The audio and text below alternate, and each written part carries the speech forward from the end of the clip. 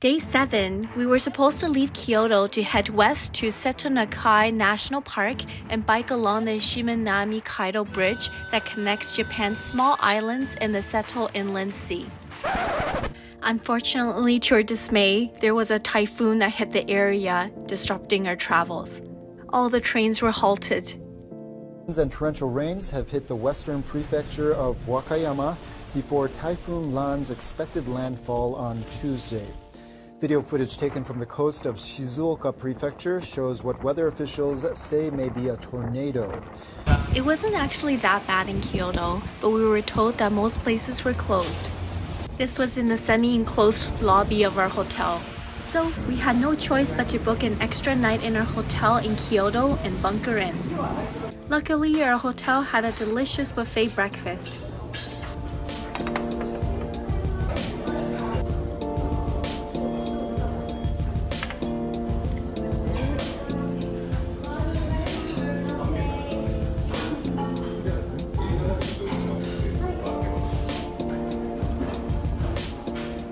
It ended up being a really relaxing staycation while on vacation for us, which was just what I needed to recuperate in between all the busy activities.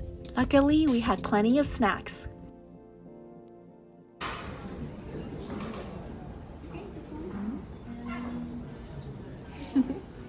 Try it.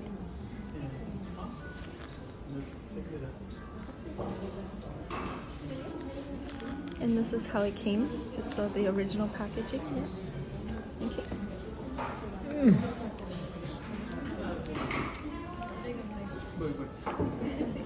Wow, really good. Good? Oh, there's custard inside, right? Yeah. The next day, the storm had cleared and we were able to take the train. We dropped off our luggage at the Osaka train station so we didn't have to lug them around. Because of all the cancellations, the stations were packed. There were also a lot of delays, as I guess they worked to clear the tracks.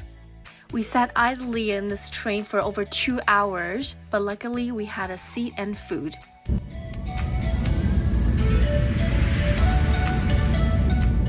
This was at a connecting train station pit stop, and we picked up a bento box for lunch.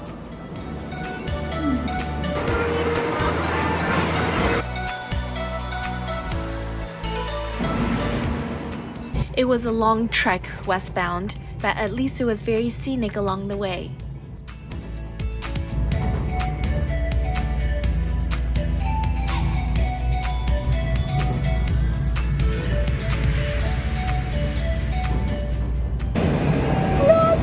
We finally made it almost. We still have to catch a ferry.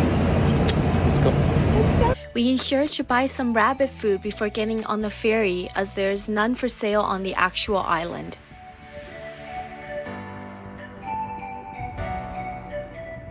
We took the ferry to the beautiful island of Okonoshima, otherwise known as Rabbit Island.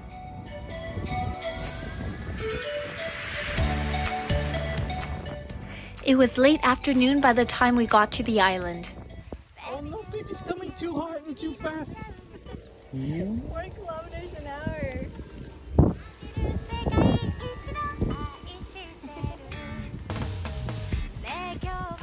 Okay, you're missing all the bunnies.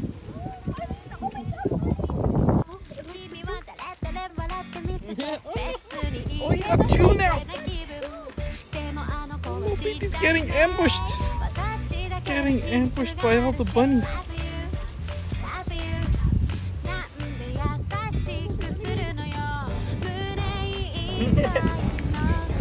Way funner than it looks. Oh no, Gary, there's one attacking you.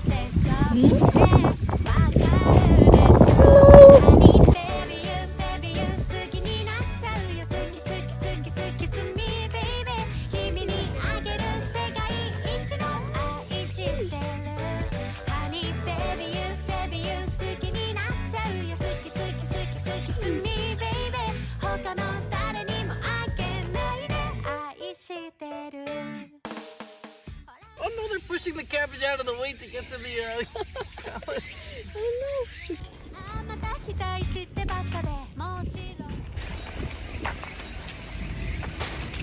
I love today. How many hours you spend commuting here, baby? Like 8 hours, but it was worth it. For the view, for the bunnies. Oh, look at that sunset. I'm so happy.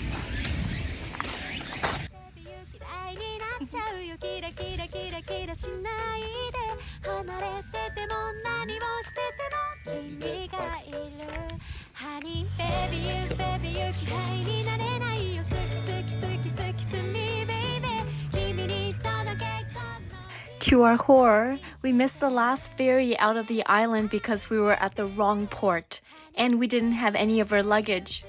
Thank goodness there was a hotel on the island with a vacancy. Time to hit the onsen bath. This is the view of the bunnies from our hotel room. Day 9. We were glad to be able to spend some more time today on this beautiful island. We made up for our lost cycling excursion by renting bikes and biking around the island. It was such a fun and picturesque ride, and we got to see more bunnies along the way.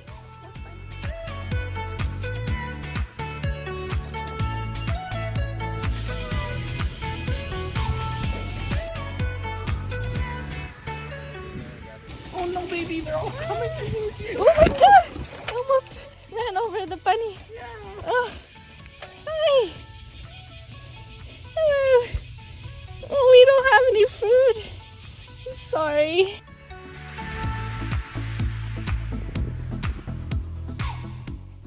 Okinoshima Island actually has a pretty dark history as a secret poison gas factory during World War II. Now it's the home of hundreds of rabbits.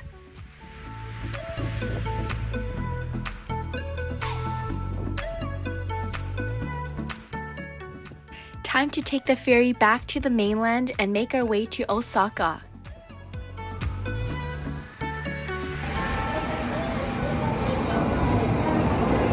The trains were still so crowded on the way back. We made it to Osaka and are reunited with our luggage. Osaka is known as Japan's kitchen, and it's packed with food and nightlife. We stumbled across the seafood restaurant where you literally have to fish for your own meal.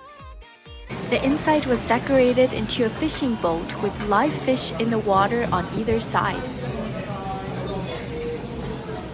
You get some fish bait and off you go. It was surprisingly really hard. Definitely harder than it looks. He's already dreaming about eating. I see his mouth moving.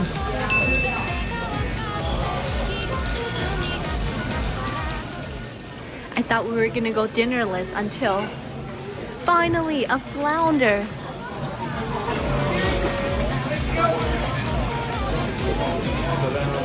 Overall, it was a cool experience. It was really, really good. Flounder tempura. Does it taste extra good because you caught it? Or extra bad because... No, it tastes super good. Go try it. It's like... Tastes super fresh. No bones inside. After dinner, we walked to the Dotonbori Street, known for its neon lights and extravagant restaurant signs.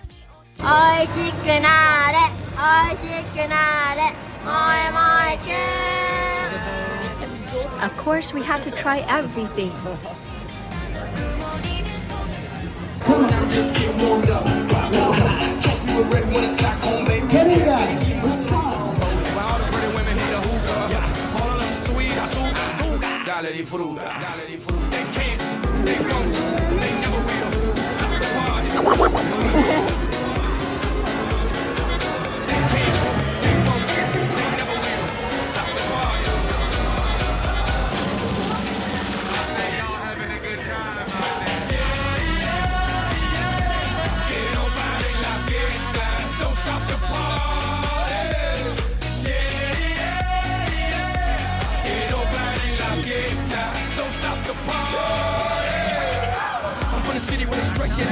And now I'm doing shows in Helsinki. I know what you're thinking that you can outthink me, but you can't, frankly. I'm out for the Benjis, Frankie. Just cause you ain't me, don't hate me. As a matter of fact, you should thank me, even if you don't. You're welcome, Yankees. Jigga, jigga, jigga. zigga zigga zow. Who got the keys to the world now? Day 10, we headed to the nearby city of Nara, which is famous for all the deer. As soon as we walked into Nara Park, we were surrounded by deer. And let me tell you, they were hungry. No food though. Then you're gonna get attacked. That's what I'm worried of. Yo, if this guy rams you, oh, it would be so painful. Oh, looking for food in the backpack. Oh no, what did I get? No food. There were a few stands selling senbei crackers to feed the deer. We're all hovering next to where they're selling the senbei. And they know not to take it from the seller before they have been purchased. You have to be careful to conceal the crackers because once the deer get a whiff of the crackers on you, they're not afraid to come and get it. You're supposed to show them the cracker, bow, then show them your palms to let them know that you have no more crackers. Although in reality, it didn't always work. Show them your hands, show them.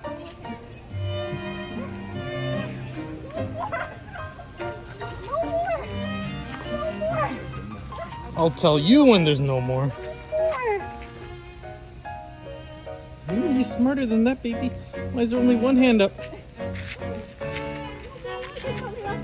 You sure there's no more, baby?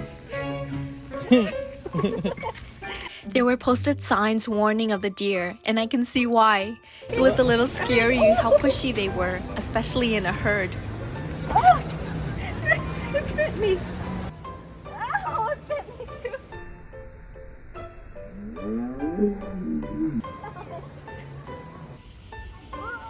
It's biting me! Feeding the deer was certainly harder than I thought. Wait, you gotta let him bow first. Getting attacked by all sides, baby. No, why give it to him? Give it to the one bowing. Buck deserved it more. He's been bowing for like 10 minutes. We learned that if you strayed a bit further in from the main path, the deer there were less aggressive.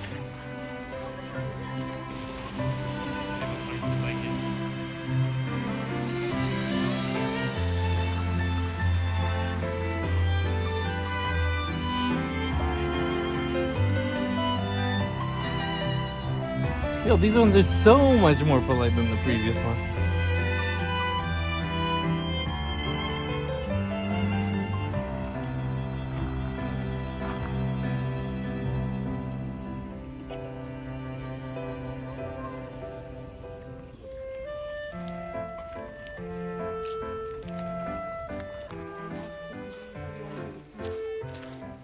We stopped by the famous Pounding Mochi shop in Nara, but unfortunately they just had a fresh batch when we arrived, so we didn't get to see them in action.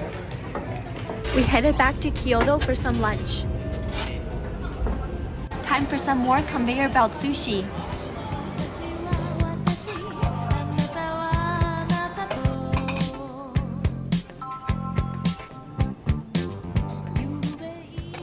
We spent the afternoon exploring the stores of Osaka. They had the cutest specialty kitchen stores. This store sells food models that seriously look like real food. You want a spoon for a ramen? Next, we visited the Osaka Pokemon Center.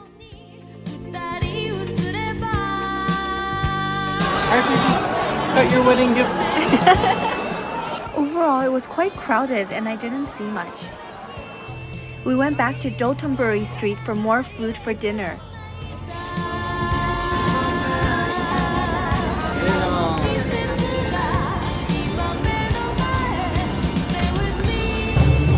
We had dinner at the Kushikatsu Daruma, specializing in deep-fried skewers. Shrimp? Oh, wow.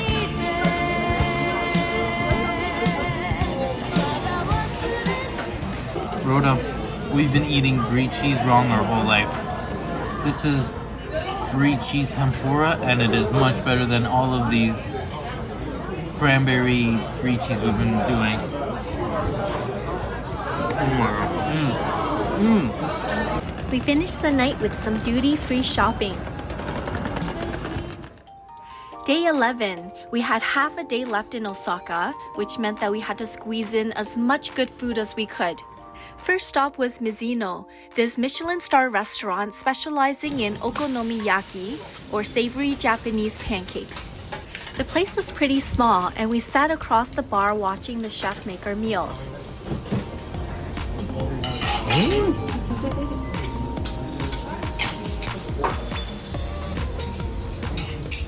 Next, we went to this cafe for some fluffy Japanese souffle pancakes. These were so good, and we had to get a second order along with some Cremia ice cream. Even though we were stuffed, we had to grab a taiyaki, a fish-shaped Japanese waffle. It was time to make our way back to Tokyo for the last leg of our trip. Before arriving in Tokyo, we stopped en route in Nagoya to meet up with some friends for dinner. We went to this fancy premium Wagyu restaurant by the train station where we had a private room and chef. Sukiyaki consists of meat simmered in special sauce at the table. The A5 Wagyu beef was so soft and delicious.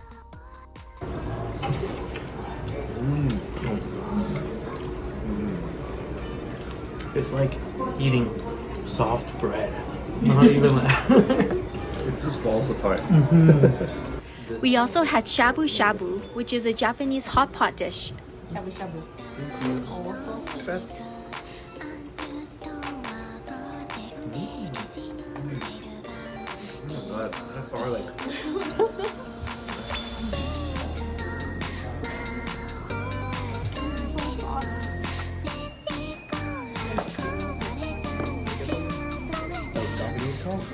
It was such a good meal, and we caught one of the last trains back to Tokyo.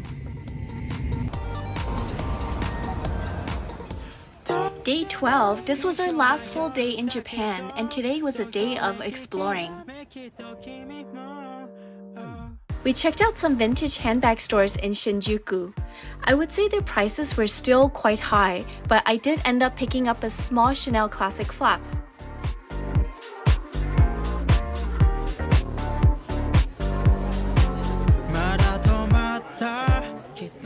We checked out this popular I'm Donut place in Harajuku. I high-key love the anime-styled outfits here.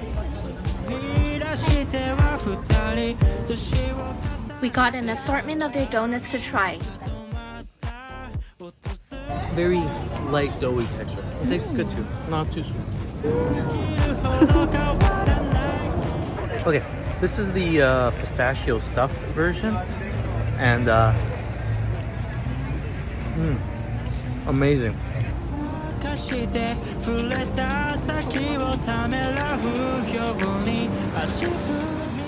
Harajuku definitely had a more youthful vibe. We took a quick stroll on Takashita Street, which was super crowded and filled with cute, colorful shops. We made our way to Shibuya District in time to go up to the Shibuya Sky attraction. It's situated right above the famous Shibuya Scramble Square. We rode the elevator up the tall building to arrive at this 360-degree observation deck overlooking Tokyo.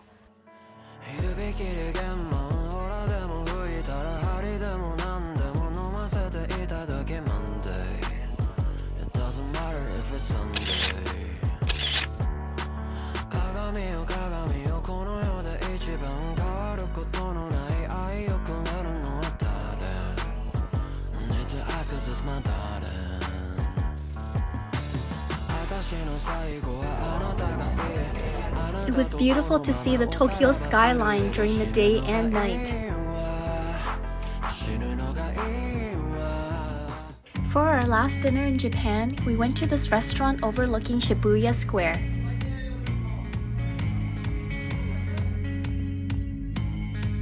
We each had a set course meal and everything was so delicious.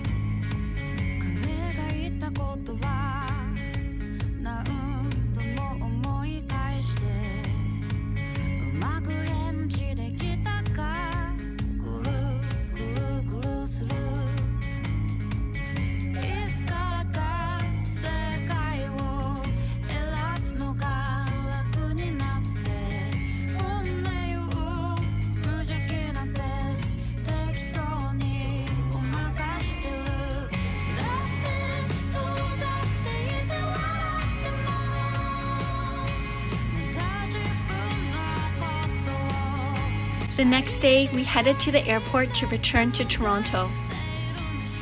It was such a fun 2-week trip to Japan filled with so much good food, culture, cute animals, and beautiful scenery. Sayonara, Japan. Until next time.